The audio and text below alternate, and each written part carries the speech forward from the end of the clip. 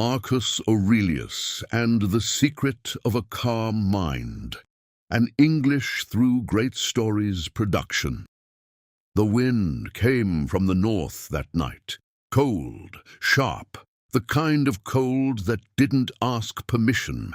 It cut through canvas, through wool, through skin.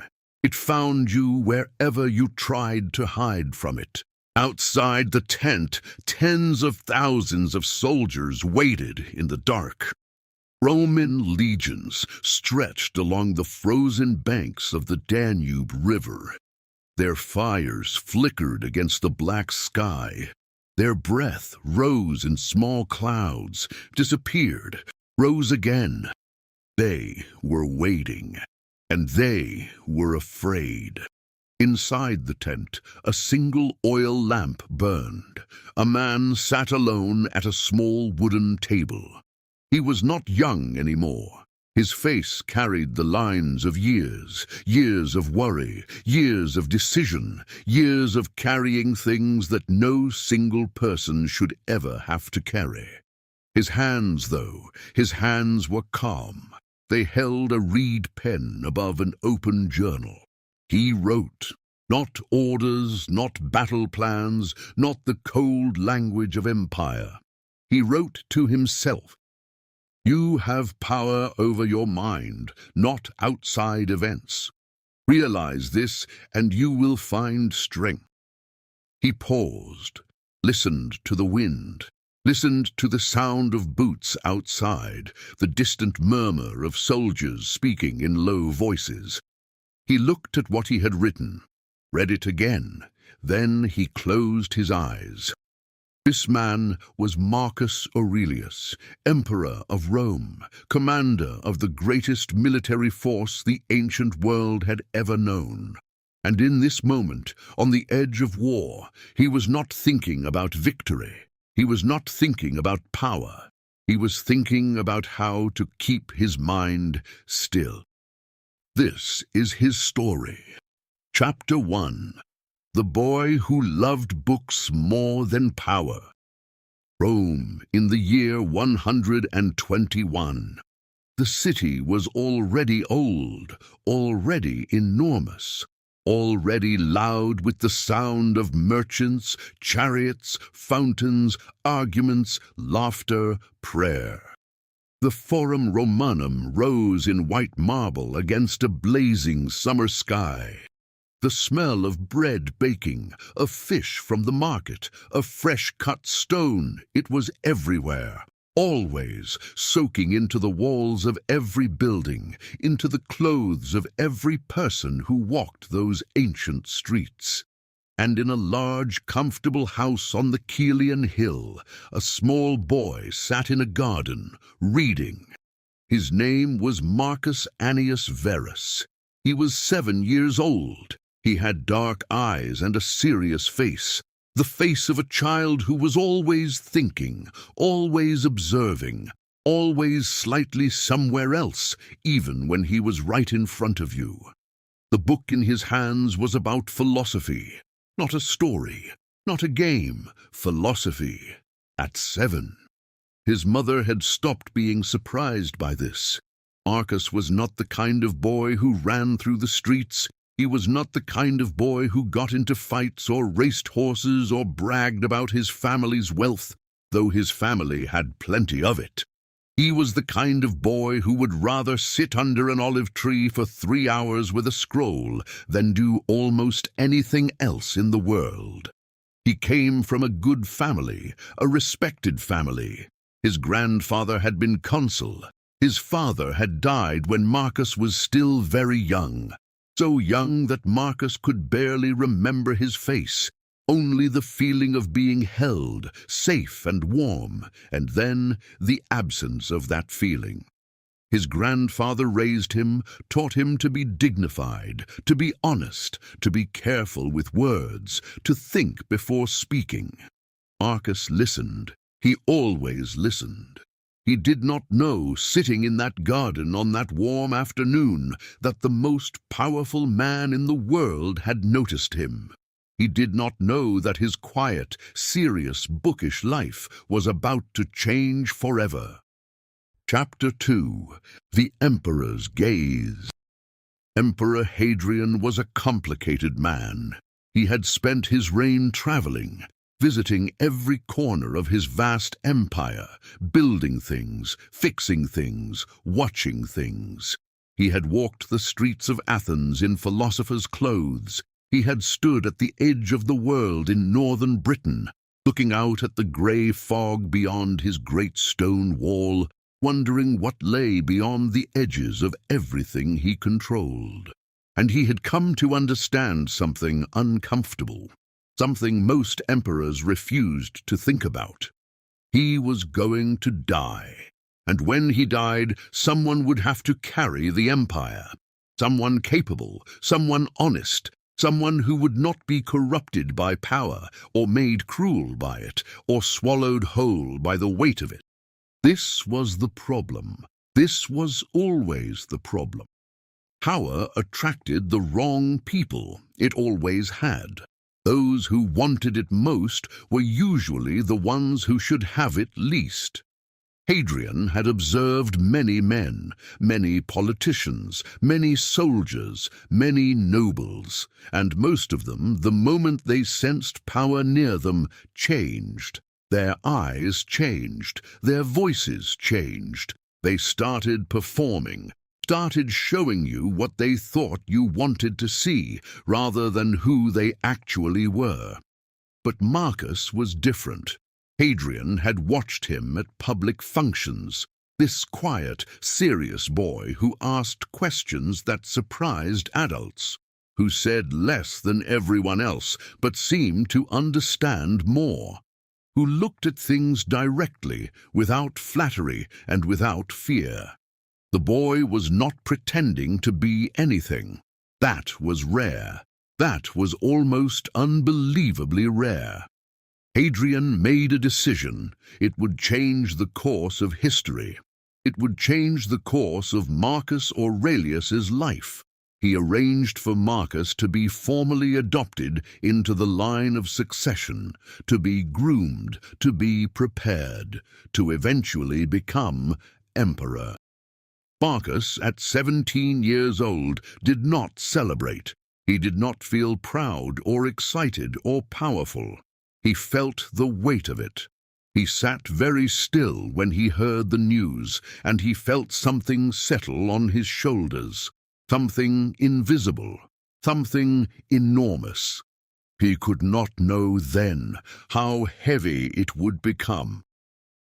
Chapter 3. The Teacher and the Turning Point. There is a difference between knowing philosophy and living it. Most people know it. They read the words. They nod at the wisdom. They repeat the ideas at dinner parties and feel clever for doing so. And then life comes at them. Real, relentless, inconvenient life. And all the beautiful philosophy evaporates like morning dew under a summer sun. Marcus had tutors, many of them.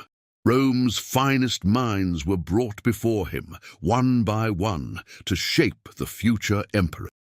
He studied rhetoric, law, history, mathematics. He was an excellent student, curious, disciplined, hungry for understanding. But one teacher changed everything. His name was Quintus Junius Rusticus. He was not young. He was not soft. He had the kind of face that had seen too much and kept its own counsel about all of it. He spoke carefully, expected precision, and had no patience whatsoever for performance or empty words. And it was Rusticus who placed in Marcus's hands the writings of Epictetus. Epictetus was not a Roman senator. He was not a wealthy philosopher with a comfortable home and a quiet garden. He had been a slave, a man who had owned nothing, controlled nothing about his external circumstances, and yet had arrived at a freedom that Marcus, for all his privilege, had never imagined possible. Epictetus had written, "Men are disturbed not by the things which happen, but by the opinions about the things." Marcus read it again, set it down, looked out the window at the city below, picked it up, read it a third time. Something shifted in him. Something quiet but fundamental, like a stone moving in a riverbed, invisible on the surface, but changing the direction of the current entirely. He began to understand. It was not what happened to you that broke you. It was what you told yourself about what happened. And that, the story you told yourself, that was something you could actually work on, something you could practice. This was not comfort. This was not easy. It was, in fact, a tremendous amount of work. But it was work that meant something. For the first time, philosophy stopped being a beautiful collection of ideas and started being a tool, a practice, a daily discipline for facing a difficult world without being destroyed by it. Marcus was 20 years old. He had no idea how much he would need it. Chapter 4. The Weight of an Empire. Emperor Antoninus Pius was a good man. This sounds simple. It was not simple. In the long, violent, complicated history of Rome, a genuinely good emperor was not guaranteed, not even common. But Antoninus Pius was patient, fair, measured, and wise. He ruled for 23 years without going to war, without cruelty.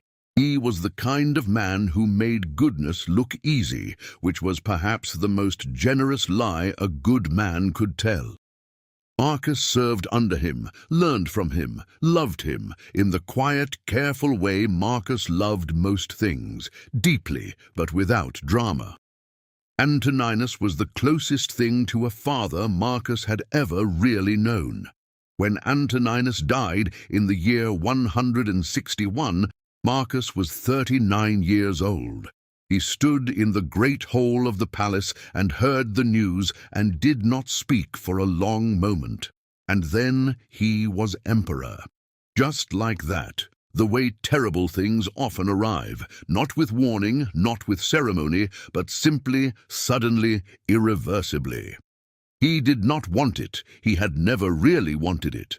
He had spent years preparing for it, yes, studying, learning, practicing Stoic discipline exactly for this. But wanting it and being ready for it are entirely different things.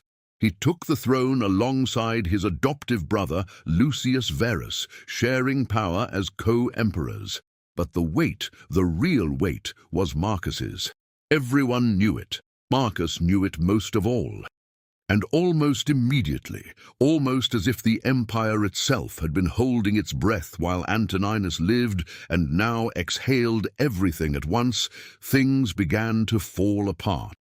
Trouble came from the east, war along the Rhine frontier, reports of restlessness in Britain, a fire in Antioch, floods in the provinces, political tensions in Rome itself. Marcus sat on the throne of the greatest empire on earth and looked out at a world that was, in every direction, demanding something from him.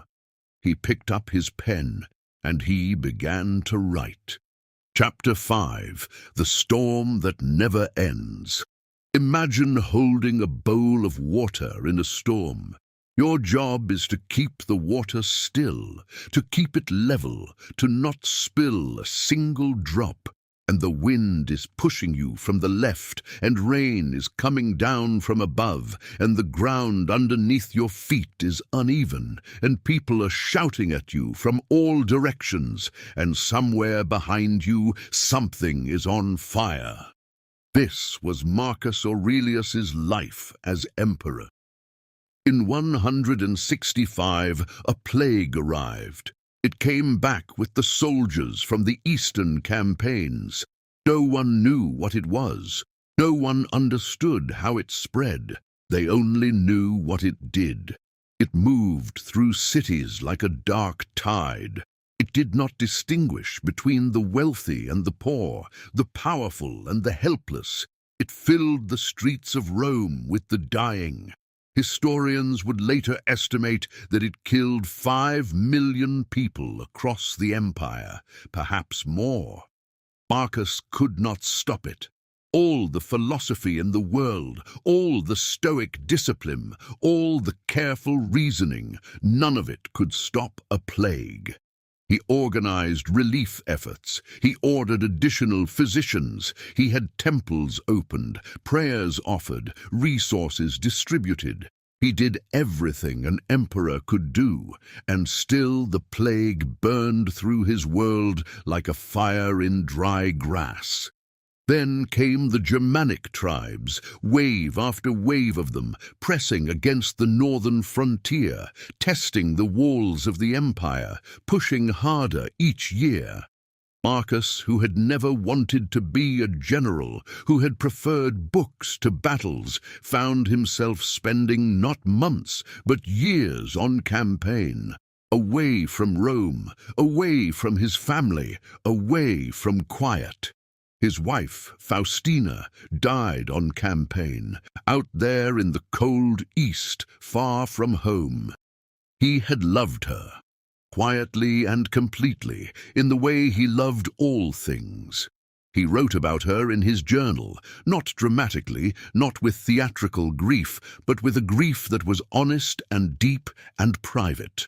Then came betrayals, men he trusted, men he had elevated, given power, given loyalty. Some chose their own ambitions over their duty.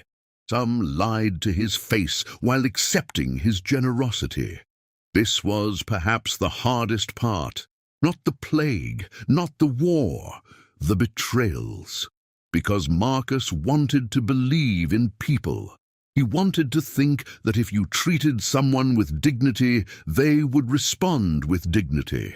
The Stoics had told him that all human beings shared the same rational nature, the same capacity for virtue.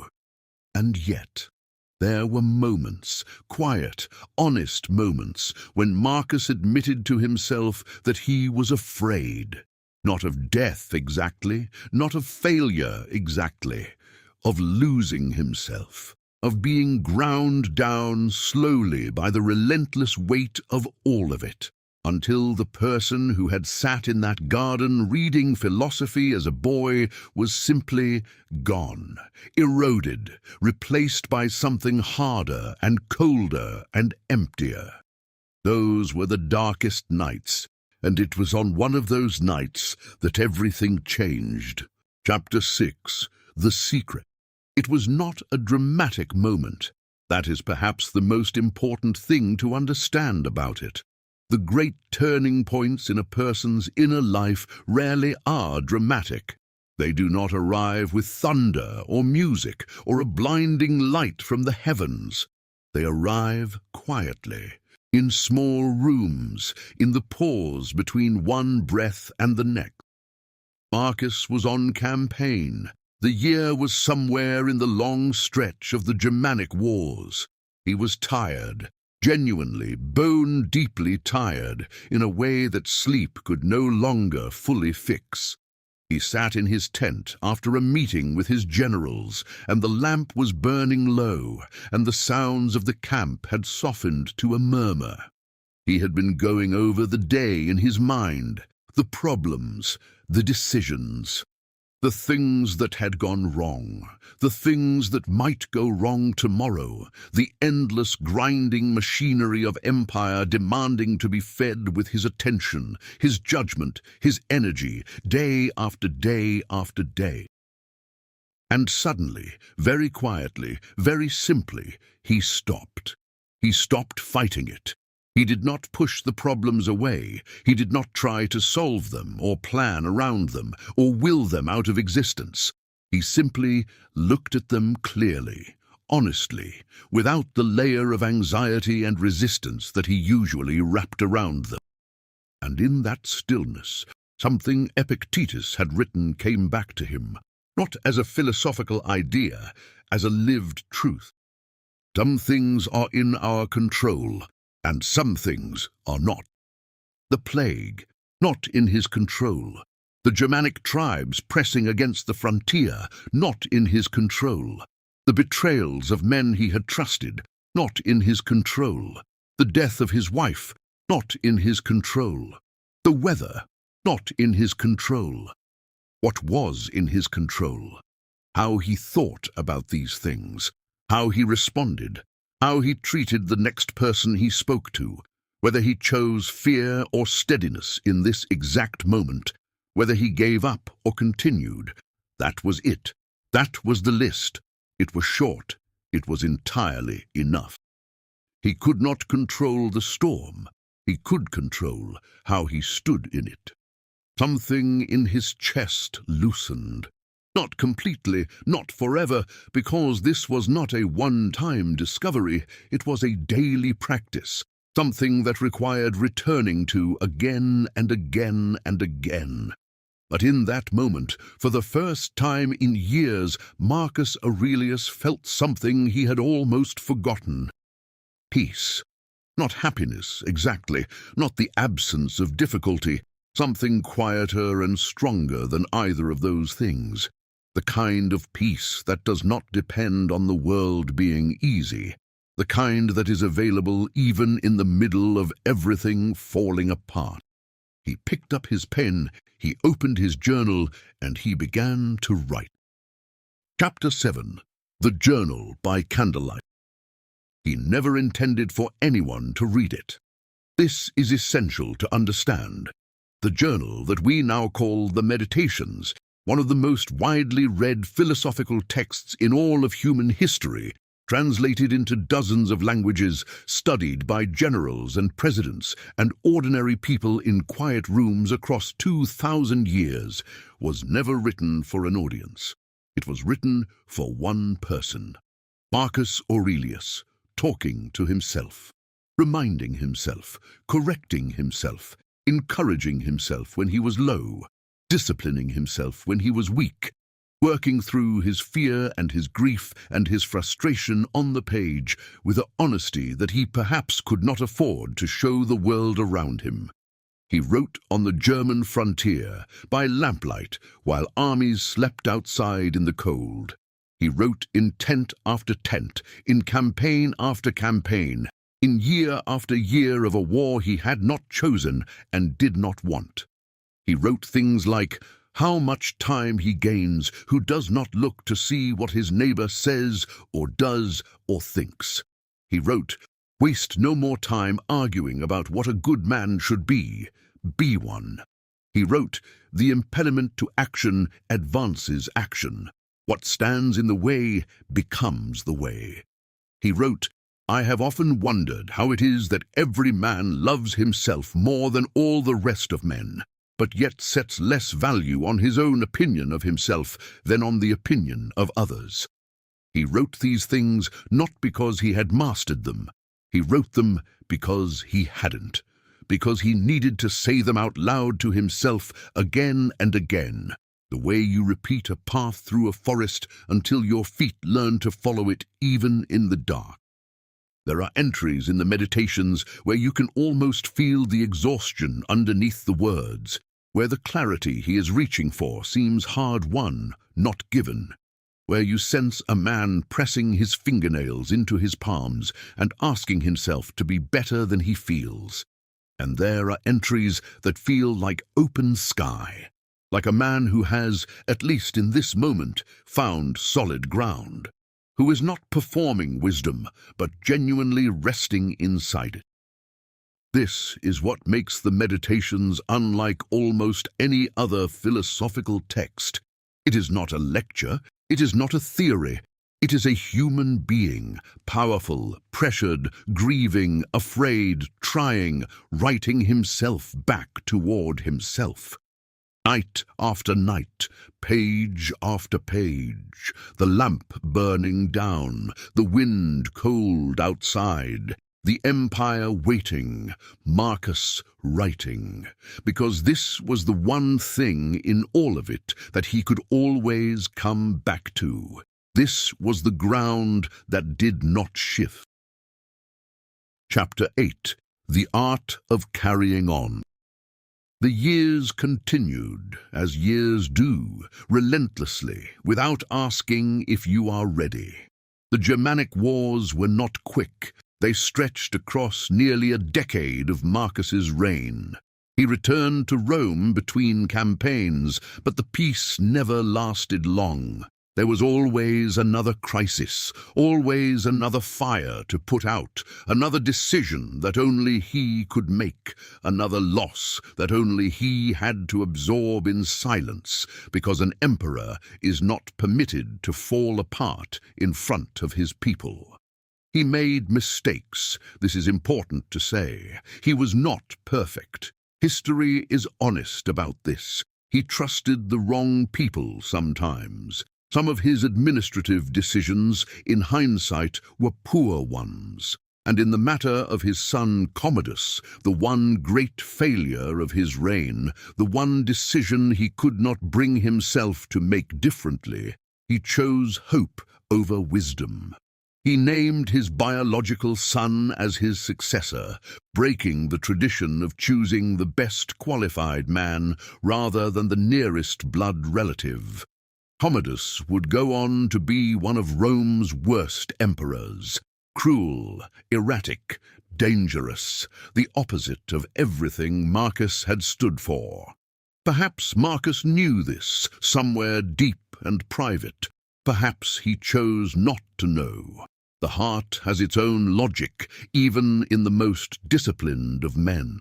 But this too was the Stoic lesson.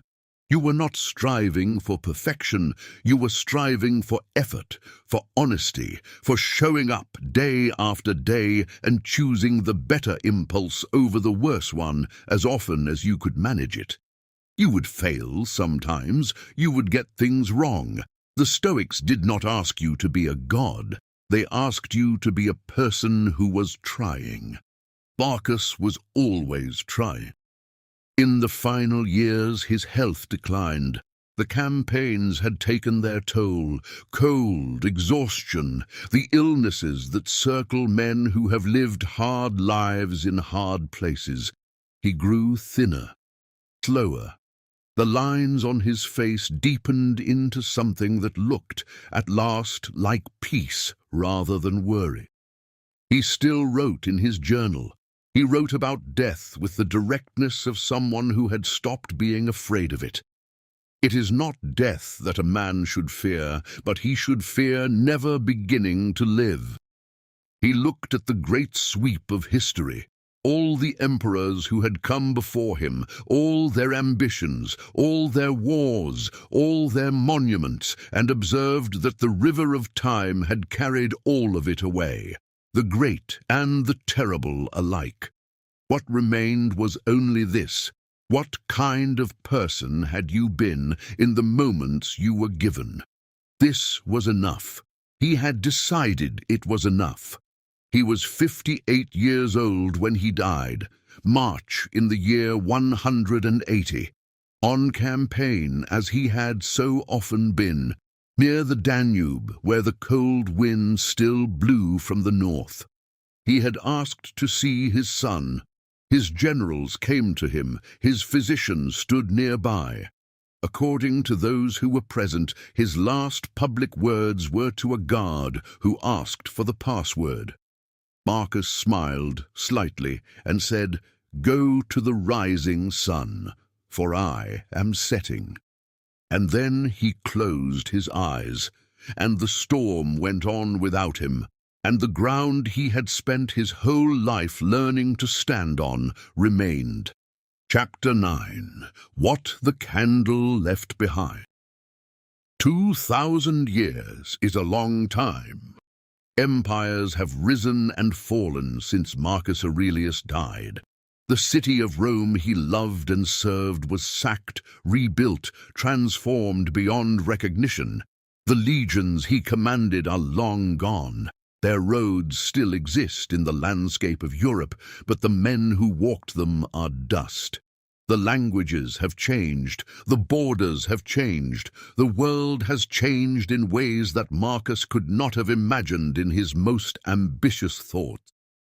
And yet, you can walk into a bookshop today, in Tokyo, in London, in Sao Paulo, in Lagos, in any city on earth where books are sold, and find a copy of the Meditations, a private journal written by one tired man to himself, in a tent, in the dark, on the edge of a war he did not want. People read it. People have always read it. Generation after generation reaches for it in moments of pressure, grief, confusion, fear. Why? Because the problems Marcus was writing about are not Roman problems. They are not ancient problems. They are the problems of being alive. How do you stay calm when everything around you is chaos? How do you act rightly when the rewards are not guaranteed? How do you keep going when you are exhausted and the end is not in sight? How do you grieve without being destroyed by grief? How do you accept the things you cannot change without becoming passive or hopeless? How do you hold your own character steady in a world that is constantly trying to pull it in different directions? These are your problems, right now, today, in whatever life you are living, in whatever difficulty you are facing, in whatever year you happen to be reading this.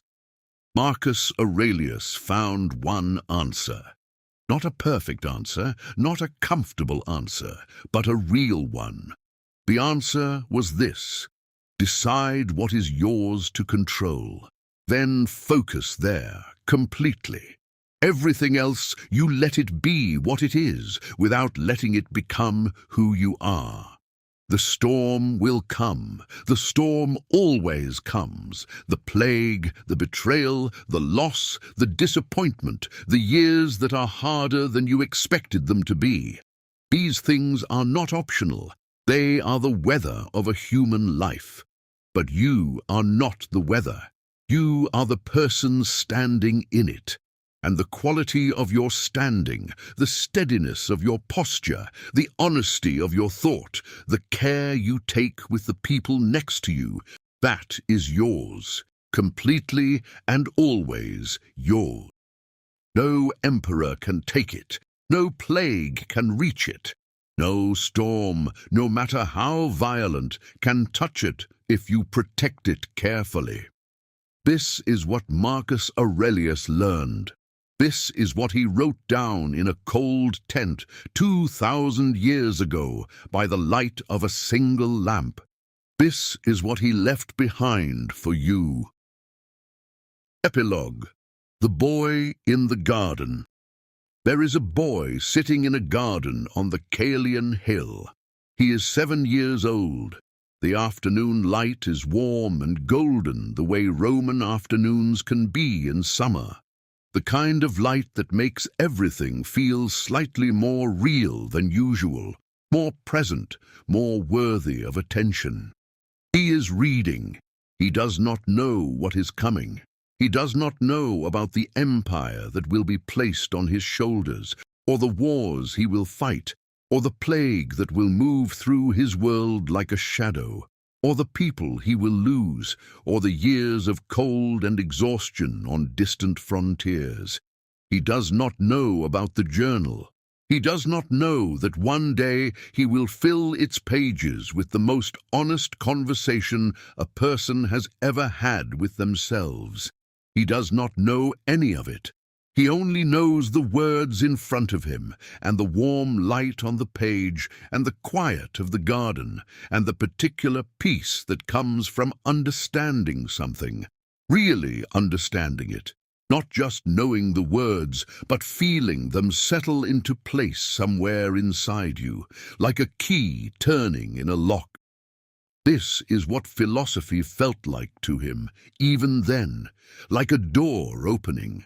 And outside the door, not comfort, not safety, not ease, but something better than all of those things. Clarity. The clear-eyed, open-handed, unafraid way of meeting the world exactly as it is. He grew up to be an emperor. He grew up to carry more weight than almost any person in history. He was afraid sometimes, and tired always, and grieving more often than anyone around him knew. And he kept reading, he kept writing, he kept practicing, day after day after day, for a whole long human life. "You have power over your mind," he would write, by lamplight decades later. Not outside events. Realize this, and you will find strength. He was speaking to himself. He was speaking to you. The wind is cold tonight. The lamp is burning low. Somewhere in the world a storm is coming, and you are the person standing in it. What will you choose? This has been Marcus Aurelius and the Secret of a Calm Mind, an English Through Great Stories production. Thank you for listening.